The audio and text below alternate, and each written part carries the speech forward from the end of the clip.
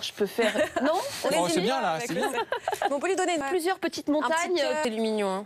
On peut faire tout ce qu'on veut Ça avec. rend bien. Et vous savez qu'en déco, vraiment, la lumière, c'est super chaleureux. Et on vient mettre un ruban à la Je pense que table. Tanguy, ça lui prendra un peu plus de Ah, ça, moi, je mets 1 heure. 1 heure et je pense que c'est pas aussi beau.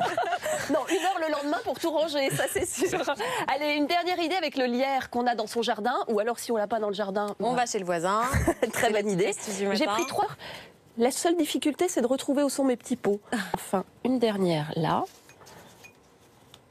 Écoutez, moi j'ai de la chance dans la vie et je fais des centres de table en sel, donc tout va bien, faites-moi confiance. On va toucher du bois en même temps, comme ça tout va bien. Merci beaucoup Laetitia, merci de nous avoir donné tous ces conseils pendant toute cette semaine. C'était à chaque fois des super conseils. On adore ces citrouilles là, toutes dorées. Oui, ça c'est facile. On retrouve tous vos conseils. Ça, on peut revivre toute la semaine avec vous. Merci beaucoup.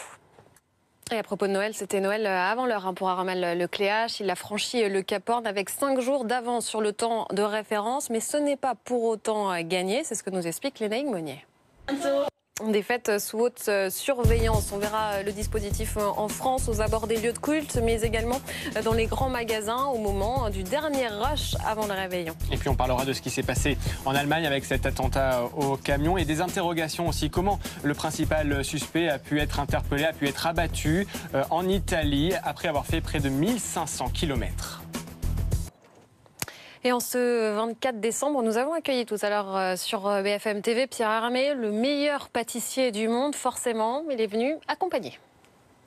C'est des citrons séchés, bouillis et séchés au soleil qui ont un goût... Classique, là on voit celui aux fruits de la passion, le mogador. Donc on peut trouver tout ça dans... Après Noël après Noël, est-ce que cette année c'est vanille chocolat? Est-ce qu'il y a eu d'autres tendances? Est-ce qu'il y aura d'autres tendances?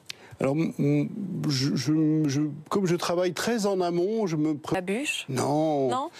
Tout le monde rêve de la bûche de Noël. La bûche de Noël, tout le monde veut la bûche traditionnelle. Alors, pour Nouvel An, on fait des... Ouais, alors je ne peux pas résister depuis tout à l'heure, depuis que vous en avez parlé. Donc j'essayais de le manger en toute discrétion. Et non, je fais. Est-ce que, généralement, donc la bûche arrive en dessert. Est-ce qu'il faut que cette bûche soit plutôt légère? Parce que généralement, ça arrive après un dîner copieux. Est-ce qu'il faut faire un peu attention à la bûche que l'on choisit? Avec de superbes... Ce matin.